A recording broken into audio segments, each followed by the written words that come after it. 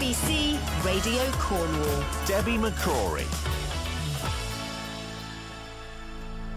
We're very shortly talking to top author Ruth Sabaton about her new book coming out, The Letter, very shortly. It is 21 minutes now to 5. And as I said, she's arrived now. Ruth Sabaton is with us here, Cornish author, very popular Cornish author. I've got messages in already, Ruth. How are you? I'm great, thanks. How are you? Yeah, very well, thank you. Nice to see you. Debs, just wanted to say, can you say hello to my friend and your guest, Ruth? I couldn't put her last book down, The Island. Just so looking forward to hearing her have a chat. Can't wait to hear about The Letter. Love and hugs to you and her from Janie Tully Chapman, author and illustrator of The Manor House. Oh, lovely Janie. Hi, Janie. There Thank you. Go. See, fans listening in already. Well, that's nice. Well, maybe Richard Madeley's listening in because he might well loved this book, didn't he? He was very kind. He read my first book and he was very complimentary and very supportive. So where is it Cornwall based? You're a Cornish author. Is that what interests you as well as historical fact? I think so. I mean, I'm adopted by the Cornish. I moved here back in the mid-90s from London, came down on holiday and stayed. And I think Cornwall is such a beautiful county. We are so lucky. It's inspirational in every way. It's beautiful, it's historical, it's magical. So that turns you on into putting that into words? Yeah, it really is. It's a big creative feed for me. The Letter. The Letter. Here it is, Ruth's new book. It's a weighty old thing. It's a big read. It is, isn't it? How many words? 140,000 words. Did it just all flow out? It did. It's an interesting story because it wasn't the book I was supposed to be writing last year. Oh, now what happened there? What were you supposed to be writing? I was supposed to be writing the next book in my Cornish series. I write a series called Poena Bay, and I'd written number 5. I was ready to start writing number 6, and my schedule was all up on the office wall. My editors were booked in, proofreaders, everybody was ready. And I went home to visit my parents, and it was around the time of the dreadful Grenfell Tower disaster. And Mummy at the time said, I'm going to get some blankets. So we started looking through cupboards, getting some blankets out. And one of the cupboards that she went into was full of belongings from my grandmother, who died a few years ago. And as she pulled one of the blankets out, a little tin fell out of the cupboard. Brass tin, not very big, embossed with a lady's head. And Mummy said, oh, that was Auntie's. And she passed it to me to have a look. And it was my great aunt's. It was a Princess Mary tin from 1914. Now, those tins were given to the soldiers in the trenches. Oh, really? And I believe they contained cigarettes, cigarette cards, some tobacco. Like a keep your pecker up gift. Yeah, a little kind of something to cheer you up when you're fighting those atrocious conditions. My great aunt Ella, who I only knew when I was very, very small as quite an austere old spinster who, quite frankly, frightened me because she wasn't child-centric and she was quite a distant figure. She had been engaged to a young man who went away to fight in the trenches, and this was his tin. And I opened it up, and inside I think there was a small New Testament, there were a couple of medals, and just some general bits and pieces that, although on paper nothing expensive, would have meant everything to her. And Mummy said, here's a picture of Auntie, and she had some pictures with it of my great aunt as a really pretty 18-year-old girl. Stunningly beautiful, black hair, beautiful dress, and a picture of the fiancé, handsome young man in uniform, about 18, 19 years old. And my mum was telling me that he went away to fight. He made it right the way through to 1917, and then he was lost at the Battle of Cambrai, which is one of the major tank battles. Nearly to the end. Nearly to the end. He was shaving in the trench, and the trench was overrun by the enemy. And Sidney Arthur was last seen fighting hand-to-hand combat. They never found his body, and he was reported missing in action, which to my aunt meant that there was a chance he was still alive. Absolutely. So, my great aunt then spent the rest of her life searching for him. So where did the tin come back then? How did the tin get sent back, but he was must have still got sent missing in back. action? So many of these details are lost in history. I haven't been able to find anything about his family or his past, but she must have somehow had those possessions back as his fiancée. But still had that hope in her heart that maybe he would come back one day. Absolutely. I believe she travelled through France and no. Belgium, searching for him in sanatoriums, in convents in case he'd been injured, shell shock, amnesia. She wrote to her MP, she wrote to the War Graves Commission, and she never married. What a woman. What a strong lady. Yeah, that was her love. She couldn't find him, and then love was sort of over. Absolutely, and she never wanted another, and she never searched for anybody else apart from him. So have you... That cannot be this book, can it? Well, that story was really the catalyst. And I started thinking about my great aunt, and her story is not unique. It's unique to her, but it was an experience of millions of women across Europe at that time. Mm-hmm. And I just suddenly started thinking about a way that I wanted that story not to be lost, because her generation have passed on. My parents' generation are older now. They still remember her, but obviously they won't be here forever. And in living memory, those people are going to be lost to us. So I went away, and I think the alchemy of writing is these ideas are in your mind. Yeah. I live in a beautiful place. I'm exceedingly lucky.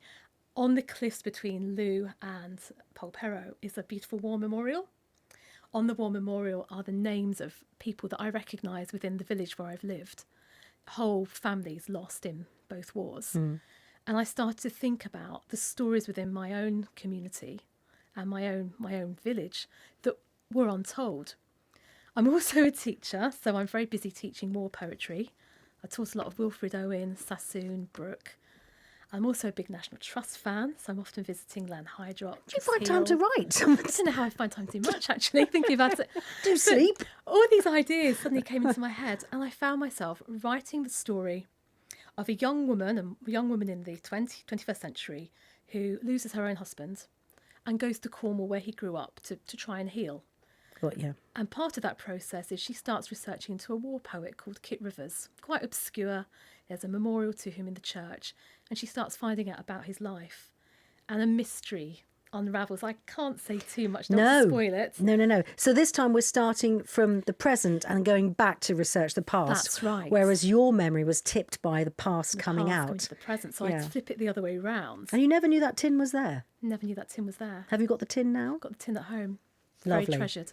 So that whole idea now is the success of the letter, I think, because if you hadn't gone off on that tangent, we wouldn't be here with over 100,000 words. This book would not have happened. How do you feel about it when you finish a book? I cried when I finished this book. Did you? The ending moved me to tears, and I felt a real sense of loss of the characters that I'd lived with, and a real sense of grief for the generation who lost their futures. Some of them lost their lives, but those who were left behind lost the lives they should have lived. I would imagine researching World War One, which was just the grimmest, awfulest time, and for animals as well, we know from War Horse. You go back and you look at that and you think, how did people actually survive? And then you get the PTSD, which wasn't known then. No. And so a story that may have had a happy ending doesn't, because then they couldn't be together again because of the emotion that's going on in that man's head or that woman's head. It's lives that are shattered physically and emotionally. Quite exhausting then as well, once you get to it. As you said, very emotional end. Very draining. Yeah. So did it throw up anything else for you? Because I often think when you go back and research, you may have too much information that you're trying to fit in. Did you have to extend the book? For me, it was quite a cathartic process, because I was also dealing with some loss in my own life and some issues that I was trying to work through. I was able to write through those in terms of getting the story onto the page. That helped me, and to come to the end was a kind of a resolution of sorts for me.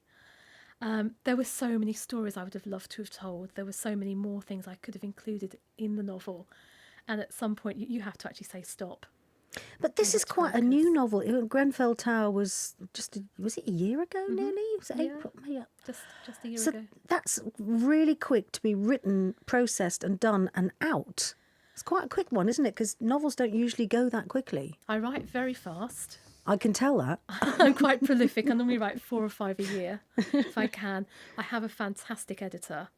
And I know this was a big ask for my editor, because she was not expecting this book. She was expecting something different. And it was a lot of work for her to kind of knock into shape, make sure that she kept me focused and not, as you say, there's so much you could be writing about, to make sure you're focused on the narrative, that the narrative is coherent. She was able to help me a lot with the book. I talk a lot to other writers. I talk to my partner, Christian, about it. He has to live that with me. He goes through the whole storyline. And to come to the end of that book, it was like losing friends, leaving friends behind. When you say Christian reads it as well, I imagine it's one of those things late at night, you just get into bed and give a few pages over, and then sometimes you're probably in the mood for criticism, and sometimes if you're exhausted from writing, you're not. So that's a very intimate thing. There's sort of three of you in the relationship, isn't there? There's the book, you and your husband. Of us with all those characters. He's very good. He doesn't tend to read it while I'm writing it, but he has to listen to me talking about these imaginary people, which of course to me, they're exceedingly real.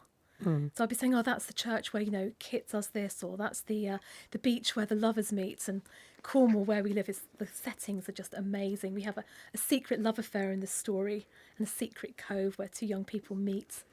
So have you gone back to write the book that you were meant to write in the series? So.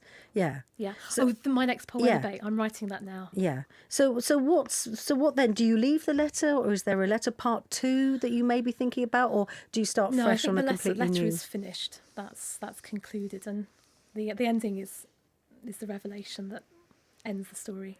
And I always get fascinated by authors at the end of their book. Do you have a celebration? I know you're upset, but then did you have a celebration? Do you have a little thing that you do, a little tradition? I'm normally completely exhausted by it all. Yeah. This time it was really just a real feeling of satisfaction that I feel I've hopefully done my great aunt and her fiance proud. Oh, I'm sure you have. I hope that their story will reach many readers now. Well, I cannot wait to read this. And I was just chatting to you saying our book club starts next week. Fantastic. I can't tell you who we're reading yet, but we'd love to keep in touch this year.